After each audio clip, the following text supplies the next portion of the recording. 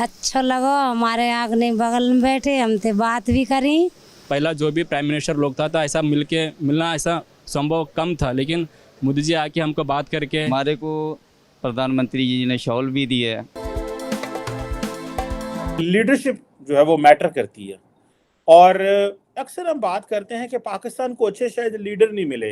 हमारे साथ नेबर भारत है, वहाँ पे देखें जो लीडर आते हैं वो बड़े सादा से होते हैं, कोई एलीट नहीं है। मोदी को मैं क्रेडिट देता हूँ। I like Modi, I love Modi. हमारे लीडर जो हैं वो क्यों इतने पैट्रियोटिक नहीं थे? मगर हाल ये है कि आटे चीनी की कितारों में लगे अवाम की जो हैसियत है वो तमाशाई से ज्यादा नहीं रही।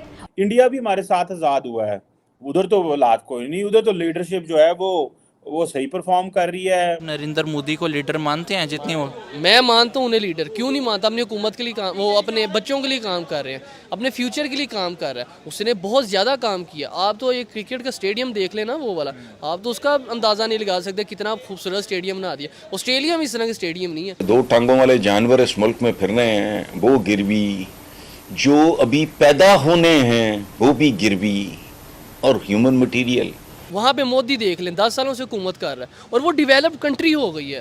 पहले तो डेवलप में नहीं आ रही थी वो। उनके हालात भी तो हमारे जैसे थे। आज 600 अरब डॉलर है उनके पास फॉरेन एक्सचेंज रिजर्व, हमारे पास जो है वो 4-6 अरब डॉलर है। तो लम्हों ने खता की थी, सदियों ने सदा पाई। हमारे बच्चों को हेट सिखाया जा रहा है, वहाँ भी ये चीज़ ही नहीं है। इतना अनुमान नहीं था कि हमारे बीच वो आ जाएंगे। नमस्ते दोस्तों, जय हिंद। हिंदुस्तान स्पेशल में आपका स्वागत है। दोस्तों, प्राइम मिनिस्टर मोदी ने कल प्रगति मैदान में पुनर्विकसित आईटीपीओ कॉम्प्लेक्स का उद्घाटन किया। इस मौके पर प्राइम मिनिस्टर मोदी ने पूजा के बाद श्रमजीवियों से मुलाकात की। इस दौरान उन्होंने श्रमजीवियों को सम्मानित भी किया। प्राइम मिनिस्टर मोदी ने श्रमिकों के साथ बातचीत की और उनका हालचाल पूछा। प्राइम मिनिस्टर मोदी से मुलाकात के बाद श्रमजीवी भी खुश दिखाई दिए। उन्होंने बताया कि पहले हमने प्राइम मिनिस्टर मोदी को दूर से देखा था, लेकिन आज उनसे साक्षात मुलाकात हुई है। प्राइम मिनिस्टर मोदी ने हमें शॉल दिए। श्रमजीवी ने कहा कि हमने हर मौसम, तापमान, यहां तक के कोविड के दौरान भी आईटीपीओ परिसर बनाने में बहुत मेहनत की है। वहीं एक अन्य श्रमजीवी ने बताया कि हमें बहुत खुशी है कि प्राइम मिनिस्टर मोदी हमसे मिले, हमें सम्मानित किया। हमने बहुत मेहनत की और आज हमारी सारी मेहनत रंग लाई है। एक श्रमजीवी ने कहा कि भारत का पहला प्राइम मिनिस्टर देखा है जो श्रमजीवियों के साथ बैठता है और उनसे बातचीत करता है। पहले कभी हमने किसी प्राइम मिनिस्टर को ऐसा करते नहीं देखा। सिकंदर साहब, आज एक इम्पॉर्टेंट क्वेश्चन है और वो क्वेश्चन ये है कि लीडरशिप जो है वो मैटर करती है और अक्सर हम बात करते हैं कि पाकिस्तान को अच्छे शायद लीडर नहीं मिले। हमारी इकॉनमी अच्छी नहीं है, हमारे लीडर बड़े सेल्फिश रहे हैं, मिलिट्री के साथ साजबाज कर लेते थे, डेमोक्रेसी को अंडरमाइन किया। आप हिस्ट्री भी बड़ी आपने पढ़ी है और बड़ा गहरा लगाव रखते हैं हिस्ट्री के साथ। हमें ये बताएं कि हमारे लीडर जो हैं वो क्यों इतने पैट्रियोटिक नहीं थे, या कि वो पैट्रियोटिक थे या उनको मौका नहीं मिल सका? आप इस हवाले से आपकी क्या राय है? हमारे साथ नेबर भारत है, वहाँ पे देखें जो लीडर आते हैं वो बड़े सादा से होते हैं, कोई एलीट नहीं है। हमारी तो एक रिपोर्ट है यूएनडीपी के, पाकिस्तान की जो एलीट है उसके ऊपर कुछ 17.5 अरब डॉलर खर्चा आता है सालाना एलीट के ऊपर। इंडिया में उस तरह कोई एलीट नहीं है। दुनिया में आप देखें, सिंगापुर में ली कुआन है, उसके बाद बांग्लादेश में देखें, उसके बाद मार्गरेट थैचर, बड़े नाम आते हैं जिसको हम जिक्र कर सकते हैं। पाकिस्तान में हम ऐसा क्यों नाम नहीं ले सकते? तो ये क्या क्या हालात थे सिकंदर साहब, हमारे क्या हालात हैं? इंडिया भी हमारे साथ आज़ाद हुआ है, उधर तो हालात कोई नहीं, उधर तो लीडरशिप जो है वो सही परफॉर्म कर रही है। नेहरू साहब ने देखें रिफॉर्म किया, नॉन अलाइनमेंट की बात की।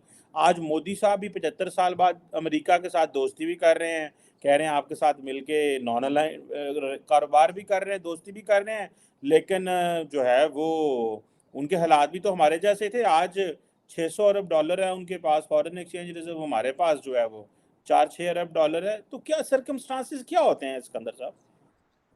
चीमा साहब, सर्कमस्टांसिस इन अ सेंस के हमारी बदकिस्मती थी कि हमारा जो फाउंडिंग फादर था कायद-ए-आज़म मोहम्मद अली जिन्ना, उसको उतना मौका नहीं मिल सका। मतलब उसकी जिंदगी कम थी और उसकी डेथ जल्दी होगी उनकी, जिसकी वजह से वो मुल्क को संभाला देते पाकिस्तान, क्योंकि एक नई मार्ज़ वजूद में आया था। तो उसको उसके बाद पाँव पे खड़ा करने के लिए उनको उतना मौका नहीं मिला, जिंदगी ने उतना मौका नहीं दिया। जबकि दूसरी साइड, बॉर्डर की दूसरी साइड पे जो है नेहरू साहब, वो इंडिया के बनने के बाद 14 साल उसने वहां पे हुक्मरानी की, जिसकी वजह से स्टेबलाइजेशन, कंट्री को जो स्टेबलाइजेशन की जरूरत थी वो मुहैया उसने की इंडिया को।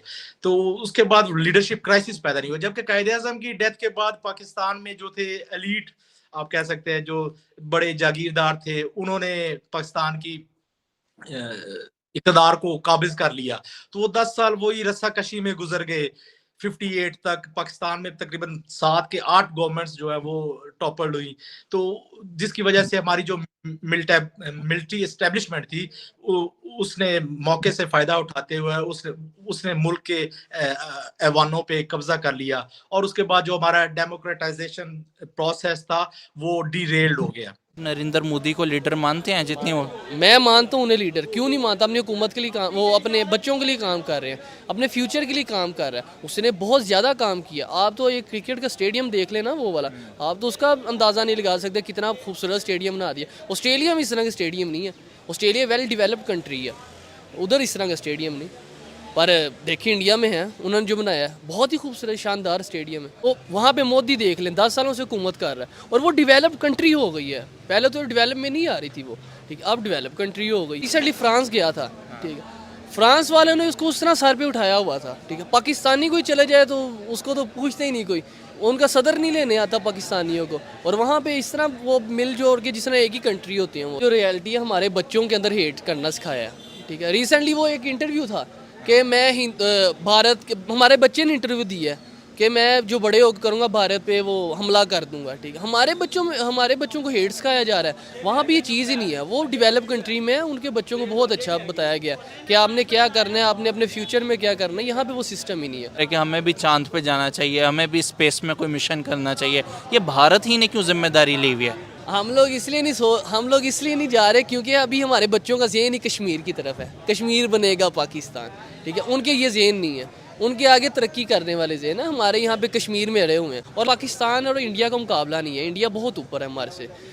आधे ज़्यादा अमेरिका इंडियन रन कर रहे हैं, ये कनेडा आधे ज़्यादा इंडियन रहते हैं, ठीक है। अमेरिका का वो इंग्लैंड का देख ले, खुद ही सदर, ठीक, वो इंडियन है, ठीक है। तो आप खुद अब हिसाब लगाएंगे इंडिया का वहाँ पे चलेगा, पाकिस्तान का वहाँ पे चलेगा। रिसेंटली एक बयान देख रहा था, वो रिपोर्टर था एक, वो अपना ऑक्सफोर्ड यूनिवर्सिटी से एक लड़का ना पाकिस्तानी मेजर का बेटा था, ठीक है। उसने उससे पूछा कि इंडियन था वो बंदा, कहता भाईजान आप किसके बेटे हैं, आप क्या करते हैं पाकिस्तान में? तो उसने कहा मेरे वालिद मेजर हैं। आगे से वो बंदा इंडियन था, कहता उसे जवाब दे, कहता है हमारे वहाँ पे ना मेजर के वो बेचारा अपने गवर्नमेंट स्कूल में बच्चे को पढ़ा ले, वही बड़ी बड़ी बात है, ठीक है। इस तरह के हालात हैं। और आप अपने मेजर को देख ले, कहाँ पे आपका बच्चा पढ़ रहा है, ठीक है। ये डिफरेंस है इंडिया और पाकिस्तान में।